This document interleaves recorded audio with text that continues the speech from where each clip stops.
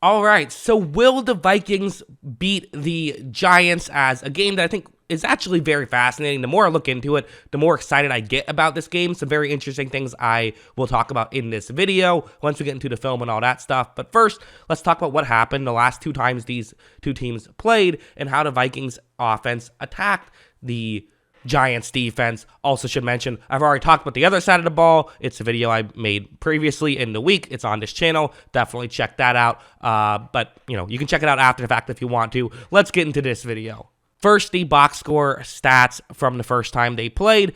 Kirk Cousins had, very good fantasy performance with 299 yards and 3 touchdowns, although he threw the ball 48 times. So he definitely, the efficiency was a bit down, but still, the 3 touchdowns, no interceptions is always going to get it done. That's something that is very impressive. Running game worked in this one. 4.6 yards per carry with Dalvin Cook.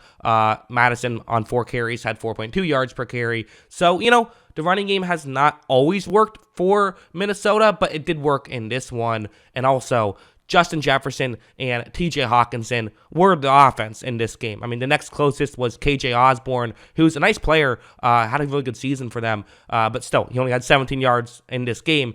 It was Hawkinson and Jefferson that did the majority of the legwork in terms of the yards. Although going over here, this is going to be how every single Minnesota Viking who played in that game, where they were graded according to their Pro Football Focus grade in that game. Interestingly, only 14 players got snaps in that one. Usually it's a little bit higher than that. So they pretty much just played their 11 guys. Only 3 other guys came in and got snaps, which is fascinating. Especially when you factor in, 2 of those were extra backs coming in of CJ Ham, their fullback, with 13 snaps, and Alexander Madison, a halfback, with 15 snaps. Other than that, it was just Johnny Mundit was the only other guy who came in to get some playing time. Interesting. But anyways, the more interesting stuff is, at the top of the list, you have Justin Jefferson and TJ Hawkinson, also Christian Darrisaw. Jefferson and Hawkinson, though, maybe, again, might be more notable, as I already alluded to. Those were 2 guys who had the big box score day, but according to PFF, it wasn't just a box score day. They were just good, period, in that game. Cousins also was at number 5 on the list with, 69.4 grade. Nothing amazing, but still, good to see your quarterback towards the top of the list. You hope that he can continue to be that good the next, in the playoff game. He might have to be. Meanwhile, for Minnesota, they definitely played a lot more players in this game defensively, which, usually defense plays more than offense. But one thing that's worth noting here is that as good of a day as Hawkinson had, you might think that means that, okay, a safety had a bad day, or the safety who was primarily covering him had a bad day. Julian Love was primarily covering him. He was 4th on this list for the Giants with an 81.1 grade, so he had a very good day as well. Dexter Lawrence had a huge day. We're definitely going to talk about him. Kayvon Thibodeaux did not have his best day. He's 15 on this list. Definitely have to wonder if maybe the good tackle combination slowed him down a little bit. Obviously, they had Darrisaw to have Brian O'Neill, although O'Neill is now going to be on the IR. He had a calf injury, so because of that, potentially maybe a door could be open for Thibodeaux if he wants to attack that.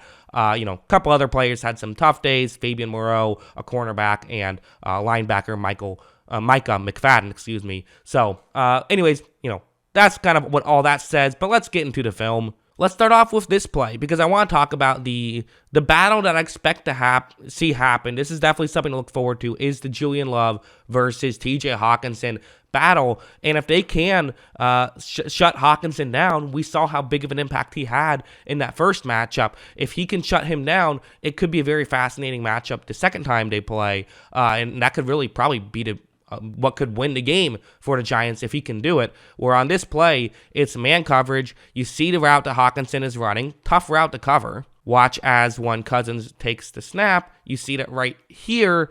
Okay, there's a window. I can see why Cousins wants to make this throw. If you can get it sort of over Love, this could result in a completion. And Cousins is actually going to make a great throw, but this is just great defense to knock it away. Usually they say a great throw and a great catch can beat great defense. Not on this time. This was perfect defense to where even with a good throw, it was not going to get open.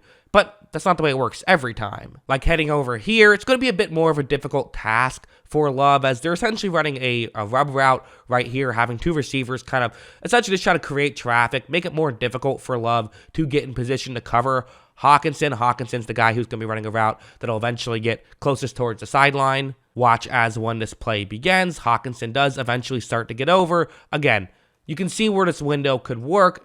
Got him a little bit out of position for sure. Watch this great throw from Cousins, but still, that's great defense. It was just great offense, and great offense beat great defense that time. And I'm so excited to see what happens in this playoff game. I think the Giants will probably just play him the same way in terms of this. I mean, there were other plays that got Hawkinson some yards. He didn't just get 100 yards against Love. I think in this game, if he's going to get 100 yards, he's going to get it just against Love. I think they're going to put Love on Hawkinson in a very traditional way a lot. Again, Giants don't do anything traditional. Their defense is all over the place. That's just how they do it. So you're going to get plenty of different stuff. But I think get Love on Hawkinson one-on-one as much as possible. And if they make those types of plays to beat you, then they make those types of plays to beat you because, no matter what defense you're doing, if they're making that throw and that catch, they're getting a touchdown pretty much anyways. Going over here, this was another thing that worked really well for the Minnesota Vikings and could be a potential concern for the Giants is play action. Like I said, the running game was effective in this one. They threw the ball a lot more than they ran it, but that allowed them to, again, they used the running game to set up other things. They were able to use play action really effectively in this one where it's going to be, they're going to run play action and have Hawkinson sort of look like he's going to go over the middle. That's a very traditional play action setup, right? But then Hawkinson's going to actually go back towards the outside. That's what he's going to do. So kind of a clever concept because watch what happens. Really just watch Hawkinson and watch how, really the Giants kind of let him go at a certain point, right? They say, okay, you're going towards the offense's right. We'll let you go there. We have help there. But then when he cuts back to the other side, he's just completely wide open here. Cousins makes the throw. They are able to get a touchdown. And again, I'm sure that they will have even more clever concepts dialed up for the playoff game. There's, you have nothing to lose at this point, or really you have everything to lose. So make sure you don't save any plays for a future week. Use them now, and stuff like that. Very creative, very clever, and I expect them to do this kind of stuff a lot. But going over here, there again is a counter for the Giants. Every concept has a way that it can be beat. This is very similar to that last play I showed you. This time it's Justin Jefferson doing it, so that's the wrinkle and that's the difference, but still something that we expect to work. However, this is where Dexter Lawrence comes into play. He might have to have a big day in this one for the Giants to win, but that's not the worst thing in the world because he can definitely have big days. He's definitely capable of that. Just watch him on this play. Look at how, despite not knowing it's a passing play right away, he still creates very quick pressure. Great work by him. And you look further down the field, Jefferson is getting open because of course he is. In this situation, he's not going to fail to get open.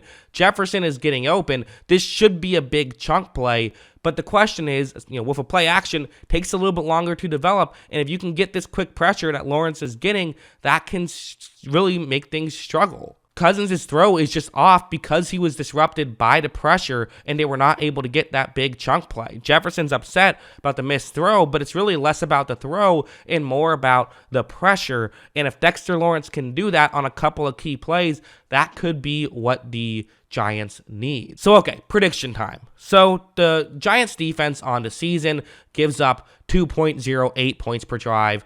The Vikings offense scores 2.08 points per drive, interestingly enough. The last time these two teams played, it was 2.25 points per drive, or 27 points in the 12-drive game. So what is my prediction? I'm going with 2.1 points per drive, sort of right around where they, where you expect them to be for the season. That feels right for me, which means that it would be a 23-point performance in 11 drives. If you watched my last video, but can't quite remember how many points I gave the Giants, is that enough for the Vikings to win? It's very close. But that is my final prediction. I am saying the Vikings win by a point. I didn't set it up this way. I literally just do the points per drive thing and then enter it in and see where it ends up. And I happen to have the Vikings just slightly ahead of the Giants here. I have the Vikings winning 23-22. So I'm saying this is a game that I think could go either way.